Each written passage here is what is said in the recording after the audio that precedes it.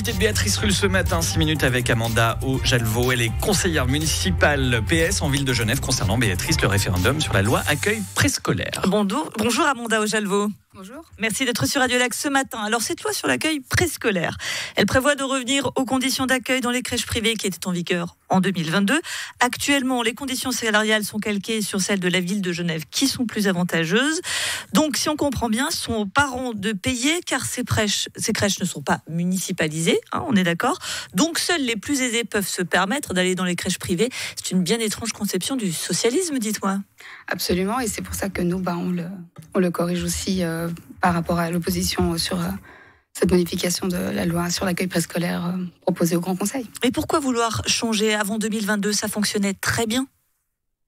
Alors, c'est pas forcément que ça fonctionnait très bien, c'est-à-dire que il faut aussi une égalité de traitement entre les employés qui soient dans le secteur municipalisé, comme vous le disiez très justement, subventionnés comme à la ville de Genève majoritairement, ou dans le privé. C'est pas parce qu'on est dans le privé ou dans le parapublic public qu'on doit avoir un salaire différent. Quand on parle d'accueil préscolaire, on essaie d'avoir une ligne égalitaire pour tous les professionnels de l'enfance. Oui, mais on a une crèche privée et une crèche publique, comme on a des entreprises privées et des entreprises publiques. C'est le principe même, j'ai envie de vous dire, d'avoir des structures privées, que ce soit différent.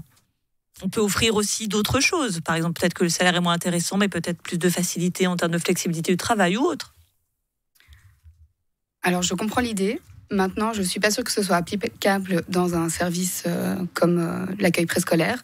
C'est-à-dire que déjà, à mon sens, ce domaine doit être un domaine de service public, comme l'école. Comme la scolarité des enfants à partir de 4 ans. Pourquoi est-ce qu'un enfant en dessous de 4 ans ne pourrait pas avoir une place garantie dans une structure d'accueil public-parapublic avec un subventionnant pour les parents? Le problème n'est pas sur, finalement, qui a une place en privé ou en public. Effectivement, le public est trop cher. Même les crèches subventionnées restent une tarification élevée, même si elles sont plafonnées. Mais voilà, aujourd'hui, on se pose la question sur quelle place on donne aux enfants de 0 à 4 ans. Et la question, en fait, c'est pas public, pas public. C'est, il faudrait que ce soit vraiment une prise en considération de l'importance des 0-4 ans dans la société. C'est les adultes de demain, finalement. Vous l'expliquez, vous souhaitez finalement qu'il y ait une municipalisation des crèches. C'est le cas déjà dans des communes comme Lancy ou Genève. Mais toutes les communes n'ont pas les moyens. C'est peut-être possible pour celles de la rive gauche, beaucoup moins pour la rive droite. Là aussi, une inéquité. On ne peut pas demander, je ne sais pas moi, par exemple, forcément à Vernier de municipaliser toutes ces crèches. C'est colossal ce que ça représente en termes de coûts. Alors, en l'occurrence, Vernier est déjà municipalisé, mais c'est vrai que les coûts sont réels. Moi, je pense qu'effectivement, on ne peut pas demander à toutes les communes de municipaliser. C'est une réalité. Il faut faire attention à ce genre de propos, effectivement. Maintenant, voilà, on peut être dans le subventionnement et pas dans une municipalisation totale comme Lancy, Vernier, Mérin l'ont fait, et d'autres communes, j'en oublie bien évidemment. Maintenant, il y a aussi le constat que le canton, la confédération, et il y a des textes qui émanent dans les parlements de la gauche, mais aussi un peu de la droite, parce qu'il n'y a pas qu'un clivage partisan sur cette question-là, même s'il est très marqué à Genève, sur le fait que les responsabilités ne peuvent pas reposer que sur les communes, et puis il faut que la Confédération puisse aussi entendre que comme on finance l'école, on finance aussi le préscolaire. Alors hier, nous recevions le député PLR Pierre Nicoli à ce sujet. On l'écoute. Il manque 3200 places à Genève. En 2022, suite à ce changement, il y a des crèches privées qui ont fermé, donc on a une réduction du nombre de places. Donc, de facto, le fait, depuis 2022, de s'aligner sur les usages, ça réduit le nombre de places de crèches à Genève. Une réduction du nombre de places de crèches, des crèches privées qui ont fermé, c'était pas vraiment la meilleure des solutions, dites-moi. Alors en fait, c'est pas que par rapport aux usages que les crèches ont dû fermer. On est en pénurie de personnel éducatif sur le niveau ES, donc les éducateurs de l'enfance.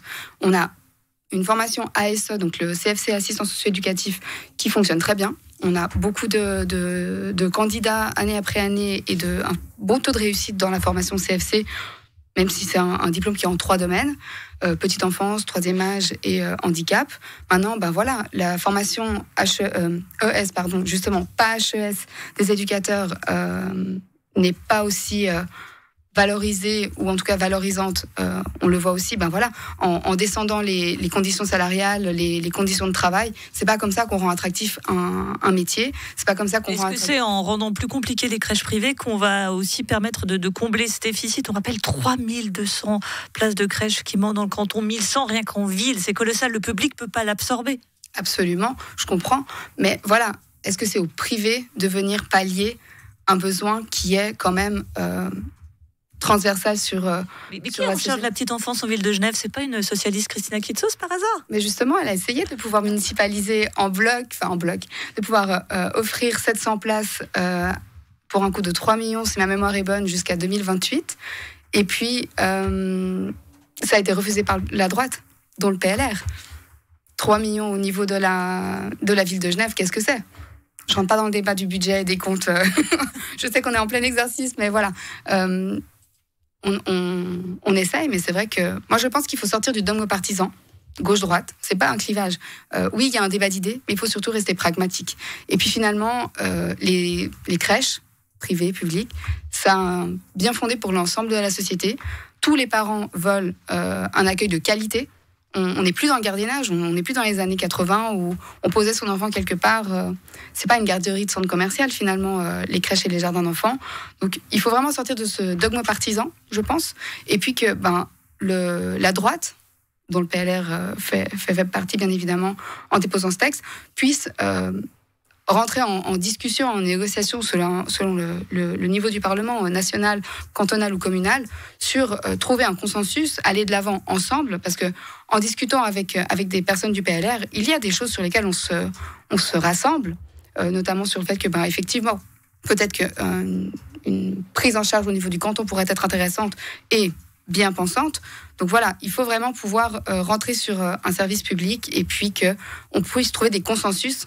On est dans un pays de politique de consensus et puis la petite enfance ne doit pas déroger à ça. Et puis 3 millions, qu'est-ce que c'est? On retiendra cette phrase. Merci beaucoup Amanda Aujalvaux, conseillère municipale socialiste en ville de Genève. Et donc nous voterons sur ces crèches le 9 juin prochain.